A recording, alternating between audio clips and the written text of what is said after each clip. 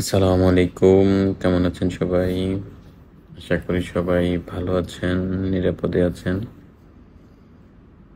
মনটা বেশ খারাপ। গত পরশুদিন একটা নিউজ দেখলাম। ফেসবুকে প্রথম দেখি, পরে সে ইউটিউবে বিভিন্ন নিউজে দেখলাম যে কিছু পুলিশ ছাত্রদের লাশ ভ্যানে করে নিয়ে যাচ্ছে। সেখান থেকে আরেকটা লাশ উঠিয়ে কেউ পরে ফিকা মেরে ফেলতেছে।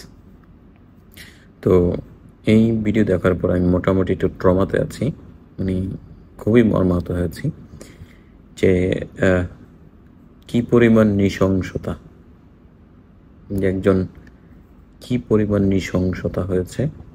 মানে একজন সাধারণ মানুষ হিসেবে ভাবতে গেলে আমি শিউরে উঠি যে আসলে এটা কি হয়েছে। মানে মানুষ তো পশুকেও এইভাবে হত্যা করে, মানে গাড়িতে ভ্যানে উঠায় না, এইভাবে দল বেঁধে উঠায় না ভাই।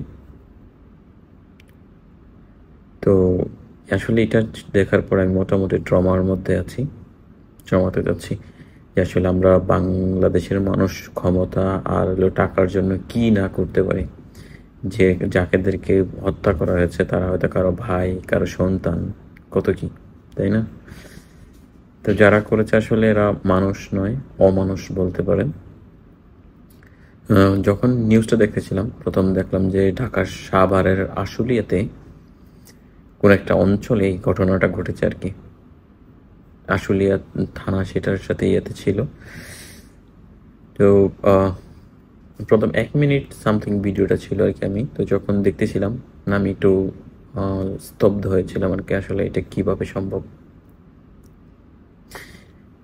আর সেই গোষ্ঠীরই কেউ কেউ দেখি এখনো সেই সময়টাকে সাপোর্ট করে যে তারা ফিরে আসবে, আরো শক্তিশালী হয়ে ফিরে আসবে। তার মানে তারা এত লাশ গিয়েছে, আরো লাশ নিয়ে হলেও তারা আবার ফিরে আসবে।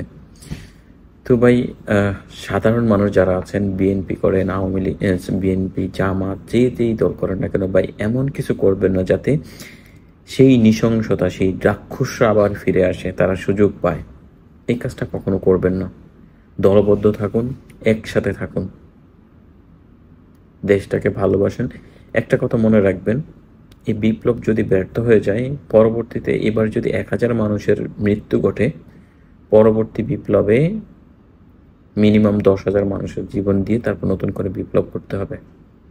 সুতরাং এখন আমরা যদি ছোট ছোট ধান্দাবাজি, বাটপাড়ি ছেড়ে দিই, চাঁদাবাজি ছেড়ে দিই, পরিবহন চাঁদাবাজি, যত কিছু সবকিছু এখন যদি আমরা যে নিজ জায়গা থেকে প্রতিবাদ করতে শুরু করি, তবেই সম্ভব।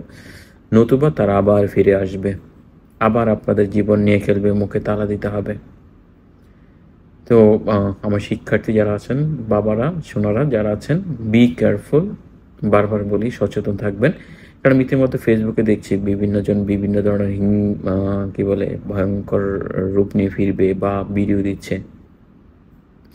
তারা যেহেতু এখন এত লাশের পরে যদি তারা না শুধরায়, আসলে তারা কখনো শুধরাবে না। এদের কাছে রক্তটা কিছুই না, রক্তটা শুধু একটু রং মাত্র, আনন্দের রং। তো এই আশুলিয়াতে যে ঘটনা ঘটেছে, সেই ঘটনার সুষ্ঠু বিচার হোক। যারা অপরাধী আছেন, যারা হত্যা করেছেন, তাদের প্রতি আমার প্রশ্ন আর কি, যে আপনি এটা কিভাবে করতে পারলেন? আপনিও তো কারো সন্তান, আপনারও সন্তান আছে, আপনারও ভাই আছে। আপনি কোন বিবেক দিয়ে, কোন যুক্তিতে এই কাজটি করেছেন? আপনাদের জন্য আমার ঘৃণা ছাড়া আর কিছু থাকলো না আর কি। ভালো থাকবেন সবাই। আসসালামু আলাইকুম।